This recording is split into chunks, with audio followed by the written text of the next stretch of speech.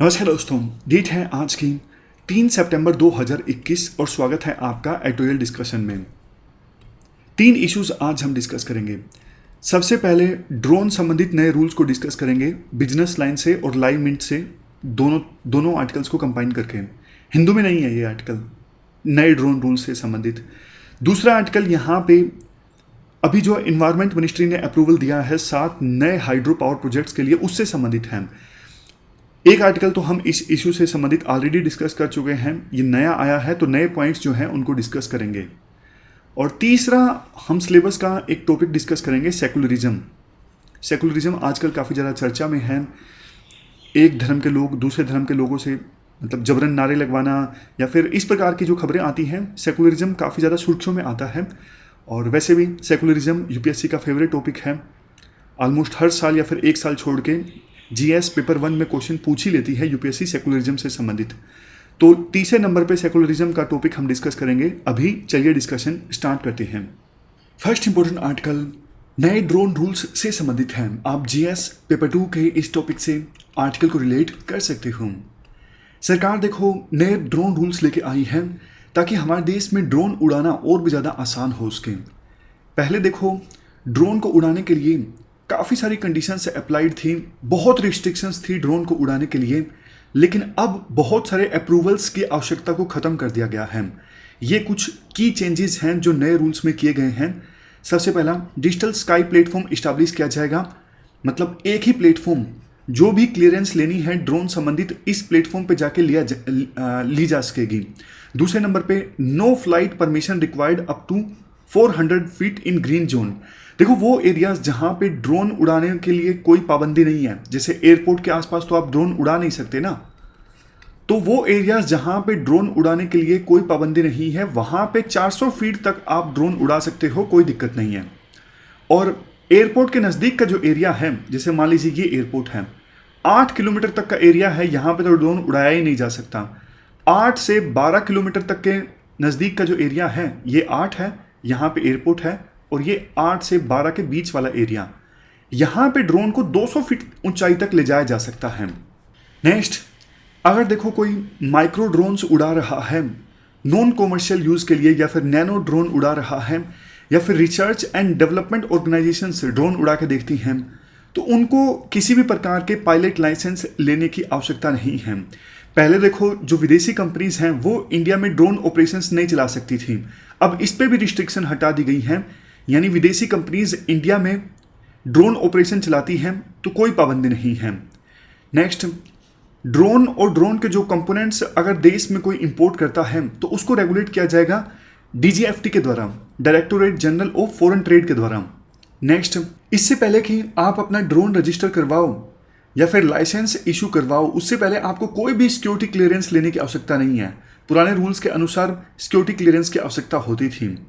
Next, no requirement of certificate of airworthiness. Airworthiness का क्या मतलब होता है? मतलब आपका जो ड्रोन है वो हवा में सस्टेन करने के लिए फिट तो है ना, सेफ्टी आप कह लीजिए। सेफ्टी संबंधित सर्टिफिकेट की आवश्यकता होती थी पहले, लेकिन अब वो आवश्यकता खत्म कर दी गई है। और भी बहुत सारी चीज़ें की आवश्यकता अब नहीं है, जैसे unique identification number, prior permission and remote pilot licence for R&D entities. यहाँ पे आप देखिए पहले इतने सारे क्लियरेंस की आवश्यकता होती थी। Unique authorisation number, a prototype identification number, certificate of manufacturing and airworthiness, certificate of conformance, certificate of maintenance, import clearance, acceptance of existing drones, operator permits, authorisation of R&D organisation, student remote pilot licence, remote pilot instructor. ये सारी जो clearances है ना, इनकी आवश्यकता को अब खत्म कर दिया गया है। फॉर्म पहले 25 भरने पड़ते थे, अब 5 भरने पड़ते हैं। फीस भी कम कर दी गई है रजिस्ट्रेशन करवाने के लिए।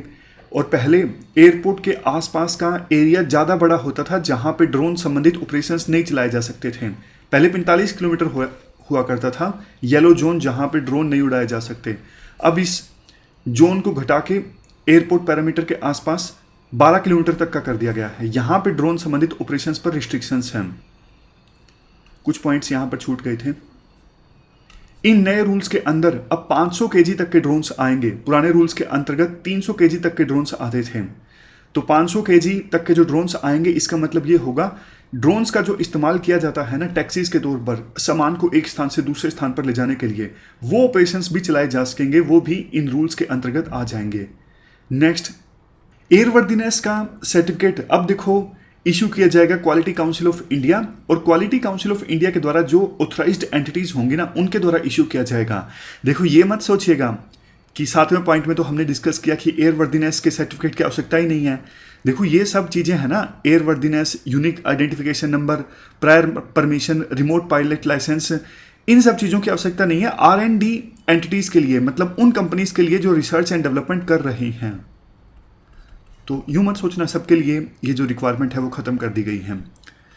10वें नंबर का पॉइंट है, जो मैन्युफैक्चरर हैं वो देखो ड्रोन का यूनिक आइडेंटिफिकेशन नंबर जनरेट कर सकते हैं खुद से। जो ये डिजिटल स्काई प्लेटफॉर्म यानी सिंगल प्लेटफॉर्म सरकार डेवलप करेगी ना, वहाँ पे सेल्फ सर्टिफिकेशन रूट की सहायता से ड्रोन मैन्युफैक्चरिंग कंपनीज हर एक ड्रोन का यूनिक आइडेंटिफिकेशन नंबर जनरेट कर सकती हैं। मैक्सिमम जो पेनल्टी है ड्रोन रूल्स 2021 के अंतर्गत उसे घटा के 1 लाख कर दिया गया है, लेकिन दूसरे लॉज अगर वायलेट होते हैं तो वो तो पेनल्टीज अलग से लगेंगी। 12वें नंबर पे पॉइंट है, ड्रोन कॉरिडोर्स इस्टेब्लिश किए जाएंगे सरकार के द्वारा ताकि कार्गो को यानी सामान को एक स्थान से दूसरे स्थान पर ले जाया जा सके। तो ये नए रूल्स हैं। आर्टिकल में कहा जाता है नए जो रूल्स हैं ये देखो ट्रस्ट, सेल्फ सर्टिफिकेशन और नॉन इंट्रूसिव मॉनिटरिंग पर आधारित हैं। इन नए रूल से देश को बहुत फायदा होगा। देश में ड्रोन संबंधित टेक्नोलॉजी में इनोवेशन आएंगी, नए नए स्टार्टअप्स ओपन होंगे जो ड्रोन संबंधित ऑपरेशंस में डायरेक्टली इनडायरेक्टली अपनी भागीदारी सुनिश्चित करेंगे। इसके अलावा देखो ड्रोन के मामले में इंडिया एक हब के तौर पर डेवलप होगा, रोजगार के काफ़ी सारे अवसर पैदा होंगे। तो इस सब लिहाज से देखें तो ये नए जो ड्रोन रूल्स हैं वो अच्छे हैं। वैसे भी देखो पिछले जो ड्रोन रूल्स थे ना बहुत ज़्यादा सख्त थे, और ड्रोन्स का जो इस्तेमाल है लगातार अलग अलग सेक्टर्स में बढ़ रहा है, जैसे agriculture, e commerce, road construction, mining, supply chain management, telecom, railway, इन सब एरियाज में ड्रोन्स का जो यूज़ है बढ़ता जा रहा है। बाकी देश भी ड्रोन के मामले में आगे निकल रहे थे। सरकार के पास कोई चारा नहीं था इन रूल्स को लिबरेट करने का, मतलब थोड़ा लिबरल बनाने का। देखो एक चीज़ आप समझ लीजिए, अगर जैसे जो बिटकॉइन के बारे में आर्गुमेंट दिया जाता है, सरकार जिस चीज़ को बिल्कुल टाइटली रखेगी ना, रूल्स बहुत ज़्यादा स्ट्रिक्ट होंगे या फिर बैन लगा देगी सरकार टोटली, तो वो टेक्नोलॉजी फिर देश में आ ही नहीं पाएगी। आपने देखा 2 देशों का वार हुआ था, आर्मीनिया और अजरबैजान। अजरबैजान जीता आर्मीनिया से ड्रोन्स की सहायता से, टर्की ने वो ड्रोन्स दिए थे अजरबैजान को। आने वाले समय में जो युद्ध होगा ना ऐसा ही होगा, ड्रोन्स की सहायता से साइबर वारफेयर, नए तरह का युद्ध होगा। तो ड्रोन्स में रूल्स अगर सरकार लिबरल नहीं करती है तो ड्रोन संबंधी टेक्नोलॉजी हमारे देश में नहीं आ पाएगी, और एप्लीकेशंस काफ़ी ज़्यादा हैं। तो इन सब के चलते सरकार ने इन रूल्स को लिबरलाइज कर दिया है, बट सिक्योरिटी खतरा देखो काफ़ी ज़्यादा है। 30 जून का एक आर्टिकल है जो शुरुआत में भी मैंने आपको बताया। सिक्योरिटी थ्रेट कितनी है ड्रोन से हमने डिस्कस किया। कश्मीर में ड्रोन्स की सहायता से आतंकवादियों ने बम ब्लास्ट करने की कोशिश की, बम गिराने की कोशिश की, लेकिन वो सफल नहीं हो पाए। तो खतरा आगे भी है। कुछ दूसरे कंसर्न्स भी हैं। देखो एक तो ये जो डिजिटल स्काई प्लेटफॉर्म है ना, सरकार काफ़ी समय से बोल रही है हम बनाएंगे, बना नहीं रही है। तो जल्द से जल्द पहले तो ये डिजिटल स्काई प्लेटफॉर्म बनाना होगा ताकि ड्रोन संबंधित कोई भी क्लियरेंस लेनी है वो क्लियरेंस लेने में दिक्कत ना आए। नेक्स्ट कंसर्न देखो प्राइवेसी संबंधित है। आपने देखा लॉकडाउन के दौरान हमारे देश में वेरियस सिटीज की पुलिस ने ड्रोन का सहारा लिया ये पता लगाने के लिए कि कौन से मोहल्ले में लोग कितना लॉकडाउन का पालन कर रहे हैं। यही केस फ्रांस की कोर्ट में भी गया था, और फ्रांस की जो हाईएस्ट एडमिनिस्ट्रेटिव कोर्ट है ना, इन्होंने देखो पेरिस अथॉरिटीज को मना कर दिया कि आप इन एरियल ड्रोन्स की सहायता नहीं ले सकते उन लोगों को ट्रैक करने के लिए जो सोशल डिस्टेंसिंग का उल्लंघन कर रहे हैं। ये प्राइवेसी का उल्लंघन है। तो देखो जैसे जैसे ड्रोन्स का इस्तेमाल बढ़ेगा प्राइवेसी का वायलेशन भी बढ़ेगा, और डेटा प्रोटेक्शन बिल अभी तक आया नहीं है। तो सरकार को इन कंसर्न्स पर भी ध्यान देने की आवश्यकता है। तो ये हमने पूरा इशू डिस्कस किया ड्रोन टेक्नोलॉजी से संबंधित नए ड्रोन रूल्स के बारे में।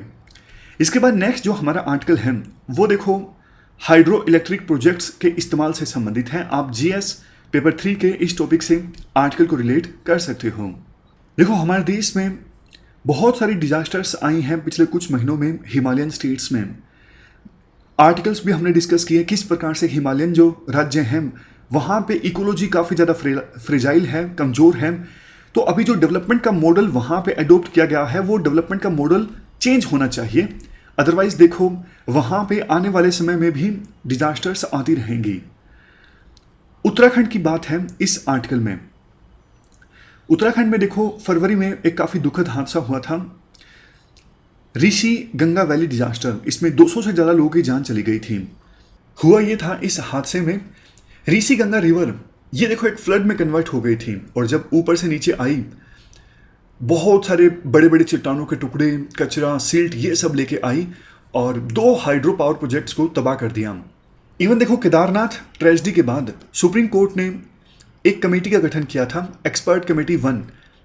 इसको कहा गया था कि आप जांच कीजिए, ये जो उत्तराखंड में इतने सारे हाइड्रो पावर प्रोजेक्ट्स बन गए हैं, क्या इनका भी एक नेगेटिव इम्पैक्ट पड़ा है जिसकी वजह से ये केदारनाथ हादसा हुआ है। तो इस कमेटी ने अपनी रिपोर्ट में कहा था कि देखो, ये जो बड़े बड़े डैम्स बने हैं ना, इनका डायरेक्ट और इनडायरेक्ट इम्पैक्ट है डिजास्टर को और बुरा बनाने में। मतलब इन डैम्स की वजह से डायरेक्टली इनडायरेक्टली जो केदारनाथ ट्रेजेडी है वो और भी ज़्यादा सीरियस हो गई। उसके बाद देखो, काफ़ी सारी कमेटीज सरकार के द्वारा गठित की गई कि इन हिमालयन स्टेट्स में जैसे उत्तराखंड में डैम्स को बनाना चाहिए या नहीं बनाना चाहिए, मतलब हाइड्रो पावर प्रोजेक्ट्स को इस्टेब्लिश करना चाहिए या फिर नहीं करना चाहिए।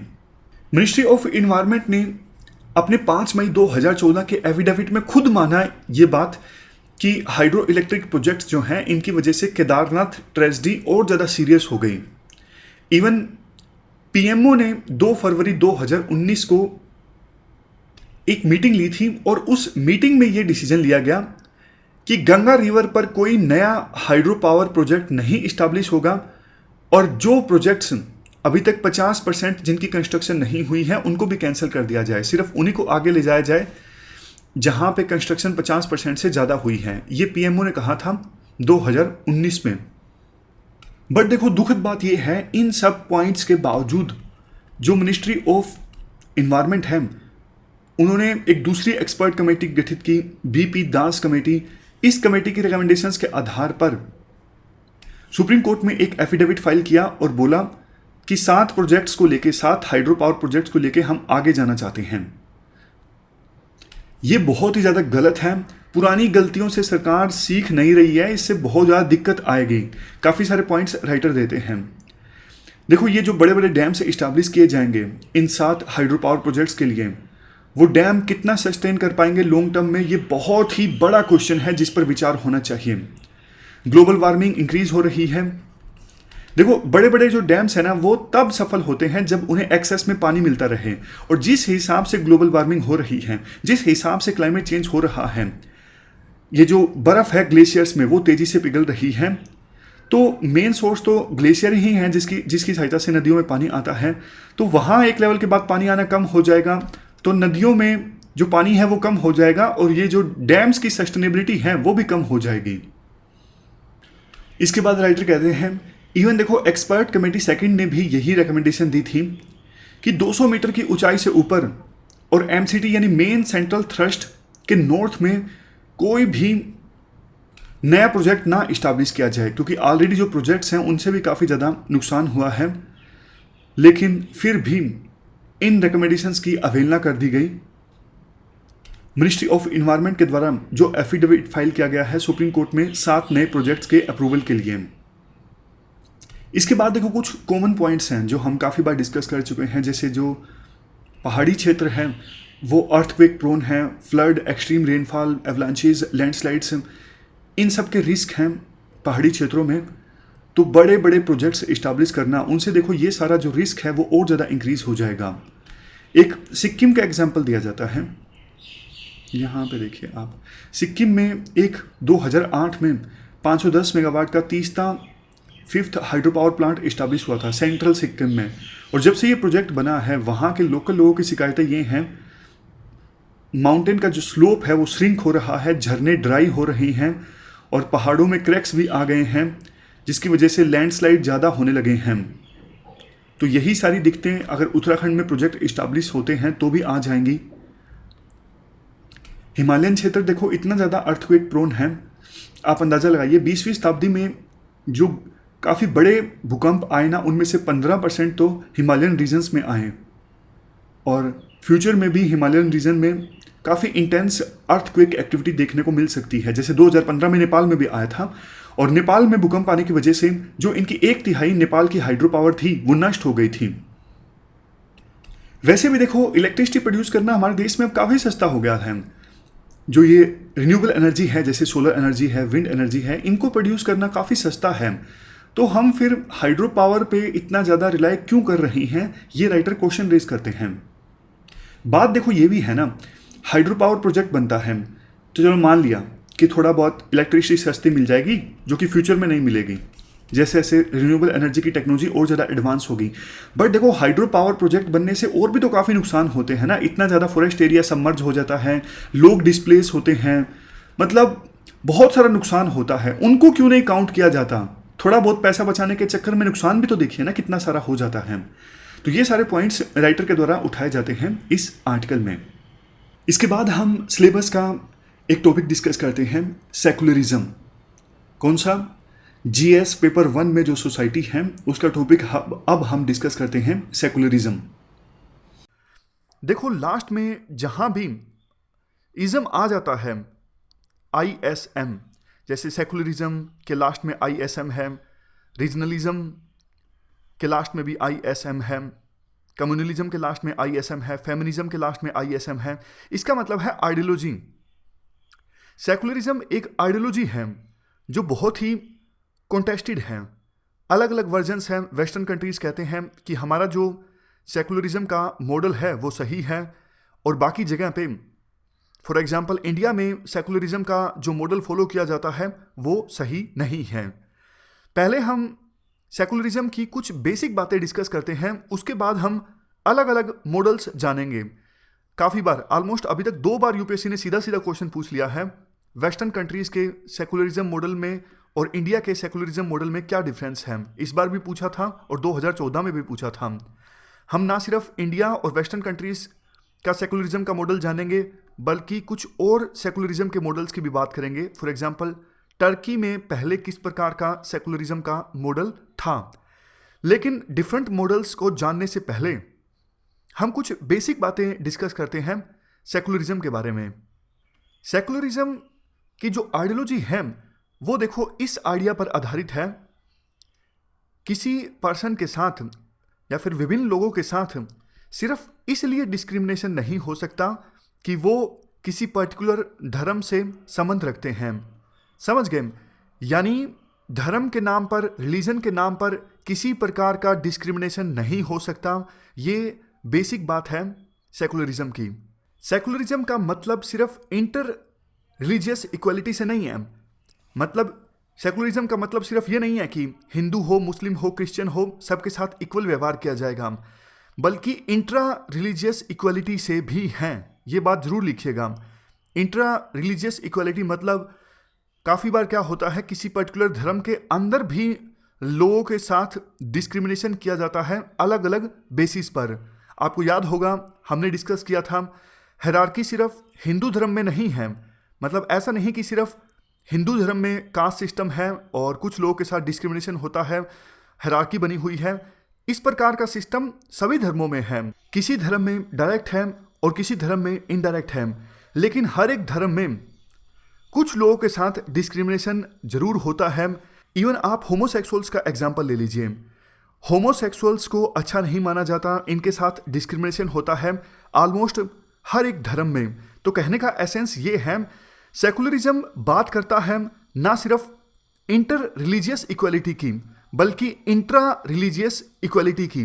धर्म के अंदर भी किसी प्रकार का डिस्क्रिमिनेशन नहीं होना चाहिए, सबको इक्वल राइट्स होने चाहिए, सबको इक्वल रूप से ट्रीट करना जरूरी है।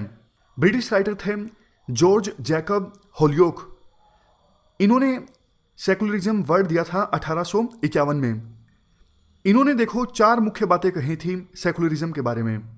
सबसे पहली बात, स्टेट न्यूट्रल हो रिलीजन के प्रति, मतलब स्टेट एक ऐसी कोई भी पॉलिसी ना अपनाए जिससे कि एक धर्म के लोगों को प्रेफरेंस मिले और दूसरे धर्म के लोगों के साथ डिस्क्रिमिनेशन हो। नहीं, स्टेट न्यूट्रल रहेगा सभी धर्मों के प्रति, किसी धर्म को स्पेशल प्रेफरेंस नहीं दी जाएगी। ये पहली बात बोली गई जॉर्ज जैकब होलियोक के द्वारा। दूसरी बात इनके द्वारा ये बोली गई, साइंटिफिक टेम्पर पर फोकस किया जाएगा, यानी जो कंट्री सेकुलर कंट्री होगा वो साइंटिफिक टेम्पर पर फोकस करेगा। हमारे संविधान में फंडामेंटल ड्यूटी भी है जिसमें साइंटिफिक टेम्पर पर फोकस करने की बात की जाती है। तीसरे नंबर पे एम्फेसाइज ऑन रैशनैलिटी, मतलब स्टेट के द्वारा रैशनैलिटी पर फोकस किया जाएगा। देखो, आपने काफ़ी बार ऐसी स्टेटमेंट्स सुनी होगी कि महाभारत के समय में इंटरनेट हुआ करता था। कुछ पॉलिटिकल लीडर्स इस प्रकार की बातें करते हैं, जैसे पुराने समय में पुष्पक विमान हुआ करता था, यानी जेट एयरक्राफ्ट हुआ करता था। ये सब इरैशनल बातें हैं, लॉजिक पर आधारित बातें नहीं हैं। स्टेट इस प्रकार की चीज़ों को प्रमोट नहीं करेगा, स्टेट प्रमोट करेगा रैशनल चीज़ों को, वो चीज़ें जो लॉजिक पर आधारित हों। ये तीसरी बात जॉर्ज जैकब होलियोक के द्वारा बोली गई थी। लास्ट बात, सेकुलरिज्म के संदर्भ में होलियोक ने यह बोली थी, स्टेट सेकुलर मोरालिटी का समर्थन करेगा। देखो, मोरालिटी का मतलब होता है पर्सनल स्टैंडर्ड्स, जिसके बेस पर आप कहते हो ये चीज़ सही है या फिर ये चीज़ गलत है। एथिक्स में डिटेल से आएगी मोरालिटी। फिलहाल सिर्फ आप इतना जान लीजिए, होलियोक के अनुसार मोरालिटी का संबंध सिर्फ रिलीजियस डिसिप्लिन से नहीं है। जो लोग धर्म को नहीं मानते, भगवान को नहीं मानते, उनके पास भी मोरालिटी हो सकती है और स्टेट उसी प्रकार की मोरालिटी का समर्थन करेगा। हिंदू धर्म में क्या मोरल है, क्या इमोरल है, इस्लाम में क्या इमोरल है, क्या मोरल है, क्रिश्चियनिटी में क्या मोरल है, इमोरल है, स्टेट इन सब बातों पर ध्यान नहीं देगा। स्टेट उस मोरालिटी का समर्थन करेगा जो सेकुलर होगी, जिसका किसी धर्म से लेना देना नहीं होगा। तो होलियोक के द्वारा ये 4 बातें बोली गई। इतना डिटेल में आपसे कोई नहीं पूछेगा, लेकिन हमने वैसे ही डिस्कस किया सेकुलरिज्म का कंसेप्ट समझने के लिए। लेकिन आप ऐसे में या फिर एथिक्स में होलियोक का नाम जरूर मेंशन कर सकते हो। जॉर्ज जैकब होलियोक, इनके द्वारा सेकुलरिज्म टर्म दी गई थी। तो अभी तक हमने जो कुछ डिस्कस किया उसके बेस पे हम कह सकते हैं सेकुलरिज्म एक मॉडर्न आइडियोलॉजी है जो कहती है पब्लिक स्फीयर की जो एक्टिविटीज हैं उन पर रिलीजन का इन्फ्लुएंस नहीं होना चाहिए। फिर से बोलता हूं, पब्लिक स्फीयर की जो एक्टिविटीज हैं, for example education, economy, politics, law, इन सब चीजों पर रिलीजन का इन्फ्लुएंस नहीं होना चाहिए, धर्म की छाप नहीं होनी चाहिए। यह मतलब है सेकुलरिज्म का। हम देखो धीरे धीरे अगर हम हमारी डेली लाइफ को पास्ट से अगर कंपेयर करें तो धीरे धीरे हम सेकुलर होते जा रहे हैं। आप कंपेयर कीजिए, पुराने समय में एजुकेशन किस प्रकार की दी जाती थी, गीता पढ़ाई जाती थी, कुरान पढ़ाई जाती थी, रामायण महाभारत पढ़ाई जाती थी। लेकिन आज के समय में आपको पता है जो एजुकेशन है वो साइंटिफिक एजुकेशन है। पुराने समय में इकोनॉमी किस प्रकार की होती थी, टेम्पल्स एक बड़े इकोनॉमिक सेंटर्स का काम करा करते थे। हम मेडिवल इंडिया में हम पढ़ते हैं किस प्रकार से टेम्पल के आसपास सारी इकोनॉमिक एक्टिविटीज हुआ करती थी और टेम्पल एक प्रकार से बैंक का काम भी करते थे। टेम्पल्स यानी मंदिर लोन दिया करते थे और पुराने समय में मुस्लिम्स लोन नहीं दिया करते थे क्योंकि कुछ लोगों का कहना है इस्लाम में लोन देने की मनाही है। लेकिन आज के समय में इकोनॉमी टेम्पल्स पर आधारित नहीं है, रिलीजन के प्रिंसिपल्स पर आधारित नहीं है। आज के समय में इकोनॉमी आधारित है डिमांड एंड सप्लाई के आधार पर। तो बताइए इकोनॉमिक एस्पेक्ट में हम सेकुलर हुए या फिर नहीं हुए? हुए। पुराने समय में राजा रूल किया करता था तो बताया करता था कि देखो मुझे भगवान का आशीर्वाद प्राप्त है। एक थ्योरी का नाम आपने सुना होगा, डिवाइन राइट ऑफ किंग्स। इस थ्योरी के अनुसार राजा कहा करते थे जनता को यानी प्रजा को, मैं गॉड का यानी भगवान का रिप्रेजेंटेटिव हूं, भगवान के परिवार से हूं। इस प्रकार की बातें वो जनता को बोला करते थे ताकि अपने राज को लेजिटिमेट ठहराया जा सके जनता की नज़रों में। राजा कहा करते थे अगर राजा किसी को सजा दे रहा है, इसका मतलब भगवान चाहता है कि उस पर्सन को सजा दी जाए। ये और कुछ नहीं था, बस लेजिटिमेसी प्राप्त करने का एक सोर्स था। इवन अकबर के समय में, दिल्ली सल्तनत के समय में जो रूलर हुआ करते थे वो उलेमास की बात माना करते थे। लेकिन आज के समय में आपको पता है संविधान के आधार पर गवर्नमेंट है, मॉडर्न फॉर्म ऑफ गवर्नमेंट है, डेमोक्रेसी है। पहले जो हुआ करता था, जिस टाइप का पॉलिटिक्स हुआ करती थी, आजकल वैसा कुछ नहीं होता। तो पॉलिटिकल एस्पेक्ट में भी हम पहले की अपेक्षाकृत ज़्यादा सेकुलर हुए हैं।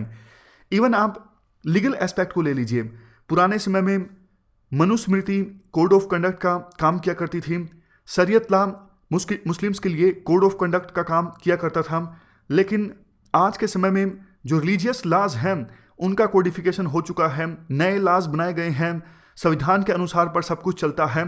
तो हमने हर एक एस्पेक्ट देखा, पहले के अपेक्षाकृत हम सेकुलर हुए हैं। सेकुलरिज्म के विभिन्न मॉडल्स को डिस्कस करने से पहले दो और बातें आपको बताना चाहता हूं।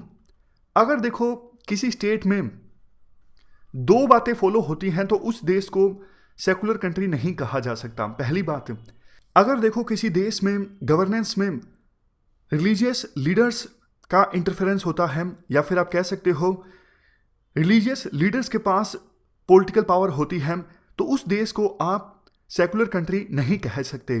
आप ईरान का एग्जांपल लीजिए। ईरान के जो सुप्रीम लीडर हैं अयतुल्ला खामेनी, उनके पास बहुत पावर्स हैं। वैसे वहाँ पर राष्ट्रपति हैं जिनको जनता के द्वारा चुना जाता है, लेकिन फिर भी जो रिलीजियस लीडर हैं वो सुप्रीम लीडर हैं, उनके पास बहुत सारी पावर्स कॉन्सेंट्रेटेड हैं। वो बहुत इंपॉर्टेंट मुद्दों पर इंटरफेयर करते हैं। तो आप ईरान को सेकुलर कंट्री नहीं कह सकते। ईरान को कुछ एक्सपर्ट्स थियोक्रेसी कहते हैं, यानी रूल बेस्ड ऑन रिलीजन। उसके बाद दूसरी बात, जो अगर कोई स्टेट फॉलो करता है तो उसे सेकुलर कंट्री नहीं कहा जा सकता, वो है स्टेट किसी एक पर्टिकुलर धर्म को प्रेफरेंस ना दे।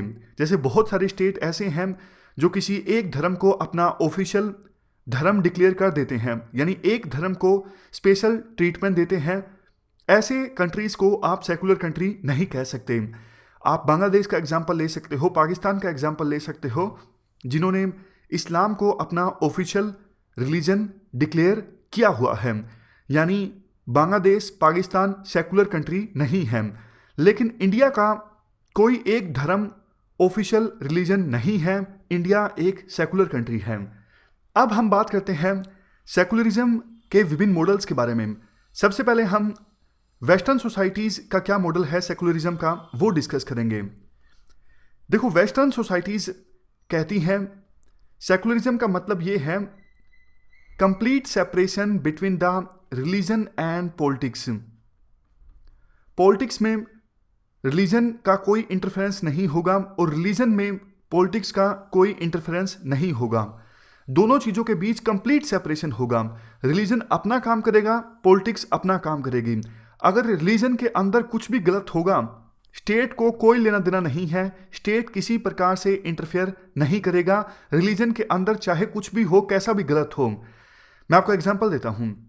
इंडिया में सबरीमाला का केस हो, हाजी अली दरगाह का केस हो, ये धार्मिक इश्यूज थे। धर्म के अंदर जो कुछ हो रहा था उसके अंदर फिर भी स्टेट के द्वारा इंटरफेयर किया गया। कोर्ट का जजमेंट आता है। अगर यूएसए में इसी प्रकार की सिचुएशन होती, शायद यूएसए की कोर्ट कोई जजमेंट नहीं देती। यूएसए की कोर्ट यह कह के छोड़ देती कि ये धर्म का इंटरनल इशू है, हम इसके अंदर इंटरफेयर नहीं कर सकते, क्योंकि हमारे यहाँ पर सेकुलरिज्म का जो मॉडल है उसके अनुसार सेपरेशन है रिलीजन के बीच और स्टेट के बीच।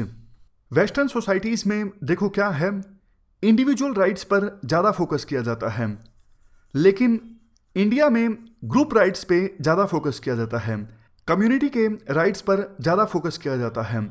आप आर्टिकल 25 से 28 और आर्टिकल 29-30 देख लीजिए। सभी धर्म के लोगों को, सभी माइनॉरिटीज़ को अपनी तरह से इंस्टीट्यूशंस को गवर्न करने का अधिकार है। ये जो बातें हैं वो साबित करती हैं हमारे देश में ग्रुप राइट्स पर ज़्यादा फोकस किया जाता है, ज़्यादा प्रेफरेंस दी जाती है ग्रुप राइट्स को बजाय के इंडिविजुअल राइट्स को। इंडिविजुअल राइट्स को ज़्यादा तवज्जो मिलती है वेस्टर्न सोसाइटीज़ में। देखो, शुरुआत में हमने एक बात डिस्कस की थी कि सेकुलरिज्म की मूलभूत बात यह है, फंडामेंटल बात यह है, सिर्फ इसलिए किसी पर्सन के साथ भेदभाव नहीं हो सकता, डिस्क्रिमिनेशन नहीं हो सकता कि वो किसी पर्टिकुलर या फिर स्पेसिफिक धर्म से ताल्लुक रखता हो। तो आप बताइए, वेस्टर्न कंट्रीज का जो सेकुलरिज्म का मॉडल है वो इस बात पर खरा उतरता है या फिर नहीं उतरता है? बिल्कुल उतरता है, क्योंकि देखो, वेस्टर्न कंट्रीज धर्म को रिकॉग्नाइज ही नहीं करते, वो किसी धर्म के अंदर इंटरफेयर ही नहीं करते, तो फिर डिस्क्रिमिनेशन का तो सवाल ही नहीं पैदा होता। डिस्क्रिमिनेशन की बात तो तब आती ना जब स्टेट का धर्म के साथ कुछ लेना देना होता। भाई, स्टेट ने एक धर्म को रिकॉग्नाइज कर लिया, ऑफिशियल मान लिया, या फिर एक धर्म के लोगों को ज़्यादा राइट्स दिए, उनको मदद दी, और बाकी धर्म के लोगों को राइट्स नहीं दिए, उनको कोई मदद नहीं दी, तब डिस्क्रिमिनेशन का सवाल उठता। लेकिन वेस्टर्न कंट्रीज तो कहती हैं हम धर्म के अंदर कोई इंटरफेयर करते ही नहीं, धर्म को रिकॉग्नाइज नहीं करते हम, तो फिर डिस्क्रिमिनेशन का तो सवाल पैदा होता ही नहीं है। अब देखो, यहाँ पर मैं आपको एक इम्पोर्टेंट बात बताता हूँ। वैसे तो अभी तक हमने जो भी बातें डिस्कस की वेस्टर्न कंट्रीज के संदर्भ में, वो जनरल बातें डिस्कस की, लेकिन वेस्टर्न कंट्रीज के अंदर भी कुछ कुछ देशों में थोड़ा अलग अलग मॉडल हैं। जैसे यूएसए में क्या है, सभी धर्मों के प्रति न्यूट्रलिटी है, और जो होलियोक के हमने 4 प्रिंसिपल्स डिस्कस किए थे उनको अच्छी तरह से फॉलो किया जाता है यूएसए में।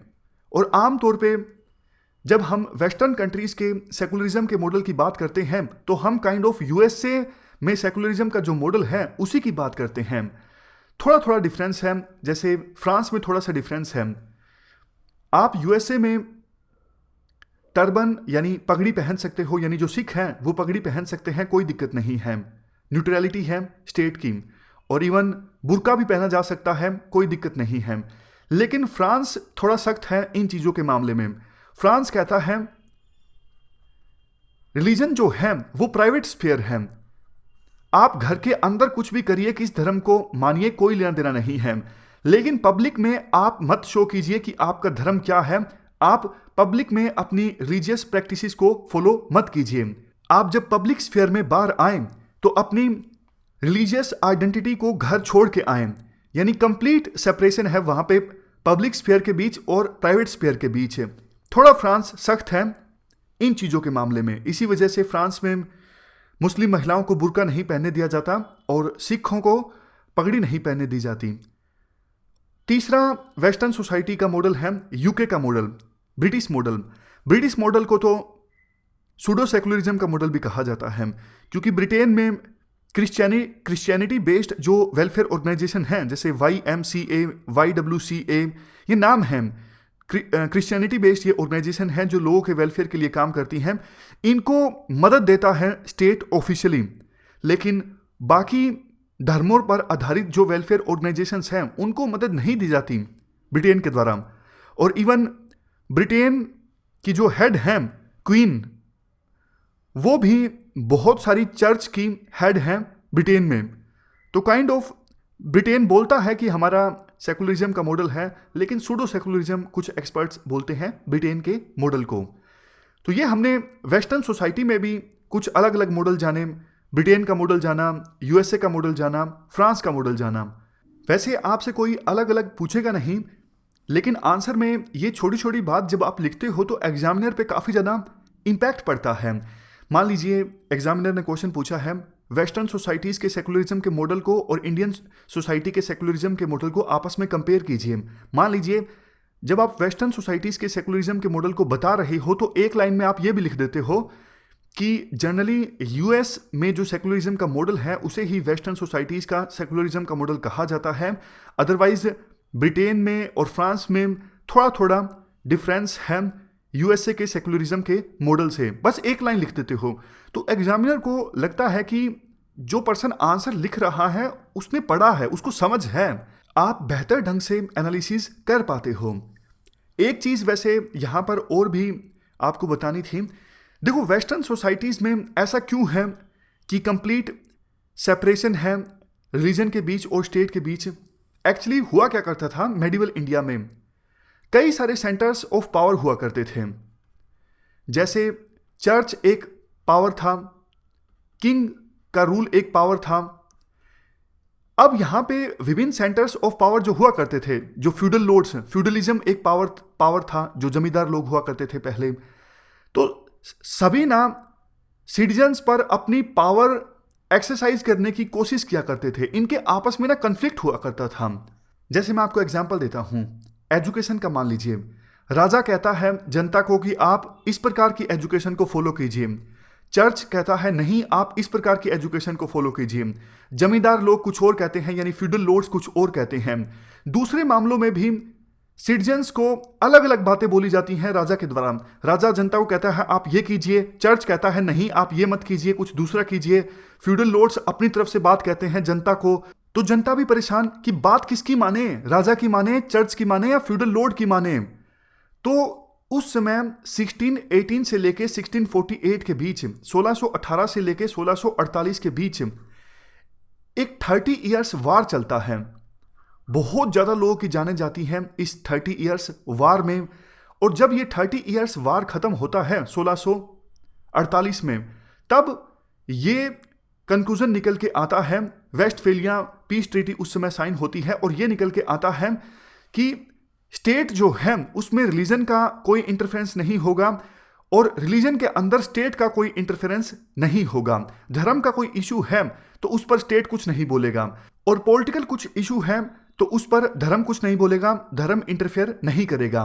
तो आप कह सकते हो वेस्टर्न सोसाइटीज का जो सेकुलरिज्म का मॉडल निकल के आता है वो कन्फ्लिक्ट के बाद निकल के आता है। नफरत थी चर्च के खिलाफ उस समय पॉलिटिकल पावर की, जो राजा लोग थे या फिर जो रूलर्स थे उनकी नफरत थी कि भैया आप अपना काम करो ना, आप हमारे रूल के बीच में इंटरफेरेंस क्यों कर रहे हो। तो इस कंटेक्स्ट में वेस्टर्न कंट्रीज का सेकुलरिज्म का मॉडल निकल के आता है। बस काइंड ऑफ ये कंटेक्स्ट बताया मैंने आपको कि किस कंटेक्स्ट में वेस्टर्न सोसाइटीज का सेकुलरिज्म का मॉडल निकल के आता है। वेस्टर्न सोसाइटीज का सेकुलरिज्म का मॉडल डिस्कस करने के बाद हमारा नेक्स्ट मॉडल है कम्युनिस्ट का मॉडल। कम्युनिस्ट जो गवर्नमेंट्स होती हैं वो कार्ल मार्क्स के विचारों को फॉलो करती हैं। कार्ल मार्क्स ने कहा था religion is opium of masses. इसका मतलब ये है, कार्ल मार्क्स कहा करते थे धर्म का यूज किया जाता है पूंजीपति क्लास के लोगों के द्वारा, ताकि वर्किंग क्लास के लोग अपने ऊपर हो रहे अत्याचार को भूल जाएं। यानी पूंजीपति क्लास के लोगों के द्वारा जो शोषण होता है, एक्सप्लॉयटेशन होता है वर्किंग क्लास के लोगों का, कायदे से वर्किंग क्लास के लोगों को रेवोल्यूशन कर देनी चाहिए, यानी अपने ऊपर हो रहे अत्याचार का विरोध करना चाहिए। लेकिन वर्किंग क्लास के लोग धर्म में अगर संलिप्त होते हैं तो वो अपने ऊपर हो रहे अत्याचार को भूल जाते हैं, वो बस धर्म में मशगूल हो जाते हैं। इसीलिए कार्ल मार्क्स कहा करते थे religion is opium of masses, यानी रिलीजन का यूज किया जाता है जनता को, वर्किंग क्लास के लोगों को खासकर नशा देने के लिए, ताकि वो अपनी सही सिचुएशन के बारे में उन्हें पता ही ना लगे और वो पूंजीपति क्लास के लोगों का विरोध ना करें। अब देखो कम्युनिस्ट गवर्नमेंट है वर्ल्ड के कई देशों में, फॉर एग्जांपल चाइना में, नॉर्थ कोरिया में और क्यूबा में। इन देशों में जो गवर्नमेंट है वो मार्क्स के विचारों से इन्फ्लुएंस्ड है। तो इन देशों में स्टेट ना तो ये मानता कि गॉड की एग्जिस्टेंस है, यानी भगवान की एग्जिस्टेंस है, और ना ही ये मानता कि रिलीजन की एग्जिस्टेंस है। समझ गए? चाइना, नॉर्थ कोरिया, क्यूबा, इन देशों में जो मॉडल है उस मॉडल को एथिस्ट मॉडल भी कहा जाता है। एथिस्ट का मतलब होता है नास्तिक, यानी जो भगवान की एग्जिस्टेंस में विश्वास नहीं करता है। अब लास्ट में है इंडियन मॉडल ऑफ सेकुलरिज्म। लेकिन इंडियन मॉडल ऑफ सेकुलरिज्म को डिस्कस करने से पहले हम एक और मॉडल सेकुलरिज्म का डिस्कस करेंगे, टर्किश मॉडल ऑफ सेकुलरिज्म। क्या है टर्किश मॉडल ऑफ सेकुलरिज्म? देखो 1923 से पहले तक टर्की में, उस समय टर्की का नाम हुआ करता था ओटोमन एम्पायर। टर्की में यानी ओटोमन एम्पायर में कैलिफेट सिस्टम हुआ करता था, यानी खलीफा। कैलिफ का मतलब हुआ करता था हेड ऑफ रिलीजन। कैलिफ को माना जाता था कि वो पैगंबर मोहम्मद के उत्तराधिकारी हैं। तो कैलिफ का मतलब हुआ यहाँ पर हेड ऑफ रिलीजन, मतलब इस्लाम के हेड। ये सिस्टम हुआ करता था ओटोमन एम्पायर में 1923 तक, और पॉलिटिकल हेड को यानी हेड ऑफ स्टेट को कहा जाता था सुल्तान। जैसे देखो क्रिश्चियनिटी में अभी भी पोप जो हैं वो हेड ऑफ रिलीजन हैं, उसी प्रकार से कैलिफ जो हुआ करते थे वो हेड ऑफ रिलीजन हुआ करते थे, हेड ऑफ इस्लाम हुआ करते थे। खलीफा सिस्टम यानी कैलिफेट सिस्टम चलता रहा 1923 तक, लेकिन 1923 में बंद हो गया था। क्यों? क्योंकि ओटोमन एम्पायर ने फर्स्ट वर्ल्ड वार में साथ दिया था जर्मनी का, और जर्मनी आपको पता है युद्ध हार गया था। फर्स्ट वर्ल्ड वार जीत हुई थी यूके की, फ्रांस की। अब देखो फ्रांस यूके जीते थे, कुछ ना कुछ तो लेंगे, तो इन्होंने ओटोमन एम्पायर से बहुत कुछ छीन लिया। जैसे पैलेस्टीन, इराक, ये ब्रिटेन के कब्जे में आ गया। लेबनान, सीरिया, ये दोनों फ्रांस के कब्जे में आ गए। बहुत सारे देशों ने इसे इस्लाम की इंसल्ट माना और कैलिफेट सिस्टम की भी इंसल्ट माना, क्योंकि पहले ओटोमन एम्पायर के अंतर्गत बहुत सारे मुस्लिम कंट्रीज आते थे, लेकिन जीत के बाद यूके और फ्रांस ने कुछ देशों पर कब्जा कर लिया। तो बहुत सारे मुस्लिम देशों ने कहा ये गलत है, ये कैलिफेट सिस्टम की इंसल्ट है, इस्लाम की इंसल्ट है। इंडिया में भी इस चीज़ को लेके विरोध हुआ था। आपको याद होगा खिलाफत आंदोलन। खिलाफत आंदोलन जो इंडिया में हुआ था वो इसी चीज़ के अगेंस्ट था। जब देखो ये सब कुछ हो गया, यानी फर्स्ट वर्ल्ड वार के विजेताओं ने ओटोमन एम्पायर से ट्रीटी ऑफ सेवरीज की सहायता से पैलेस्टीन, इराक, लेबनान, सीरिया ये सब छीन लिए। उसके बाद टर्की में इलेक्शंस कंडक्ट होते हैं और उन इलेक्शंस में जीत होती है कमल मुस्तफ़ा पाशा की। ये जो स्क्रीन पे आप तस्वीर देख रहे हो, जैसे ही ये सत्ता में आते हैं मुस्तफ़ा, ये बहुत सारे स्टेप्स लेते हैं टर्की को मॉडर्नाइज करने के लिए। जैसे इन्होंने खलीफा सिस्टम को ही बैन कर दिया, यानी एबोलिश कर दिया कैलिफेट सिस्टम को।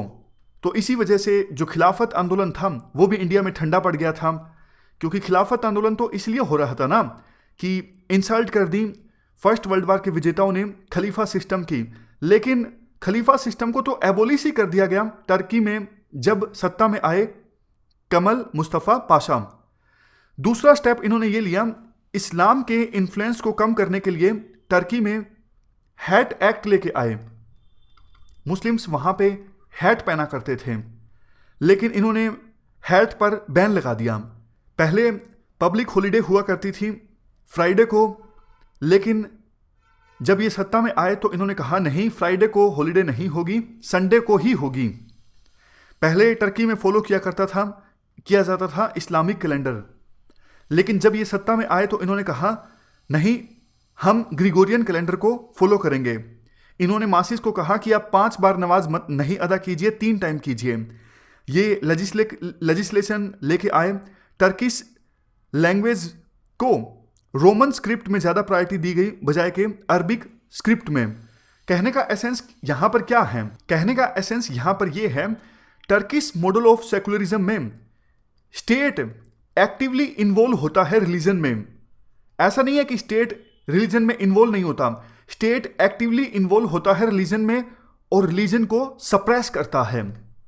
ये सारे स्टेप्स जो लिए गए थे पाशा के द्वारा, आपने देखा कि इनके द्वारा इस्लाम के इन्फ्लुएंस को कम करने की कोशिश की गई। यानी स्टेट एक्ट करता है, एक्टिवली एक्ट करता है कि रिलीजन के इन्फ्लुएंस को कम किया जाए। यह है टर्किश मॉडल ऑफ सेकुलरिज्म। लोगों ने पाशा को उपाधि दी गई थी अटाटर्क की, ATATURK, अटाटर्क की उपाधि दी गई थी लोगों के द्वारा पाशा को। तो आप कह सकते हो ये जो टर्किश मॉडल ऑफ सेकुलरिज्म है, ये मॉडल तो एक कदम आगे निकल गया वेस्टर्न सोसाइटीज के सेकुलरिज्म के मॉडल से। ये मॉडल तो कहता है हम रिलीजन में एक्टिवली इन्वॉल्व होंगे रिलीजन के साथ और रिलीजन को सप्रेस करेंगे, रिलीजन के इन्फ्लुएंस को कम करेंगे, वो सारे स्टेप्स उठाएंगे जिससे रिलीजन का अस्तित्व खत्म हो जाए, रिलीजन का इन्फ्लुएंस कम हो। तो इस प्रकार से हमने तीन सेकुलरिज्म के मॉडल्स के बारे में जाना। सबसे पहले वेस्टर्न सोसाइटीज़ के सेकुलरिज्म का मॉडल क्या है।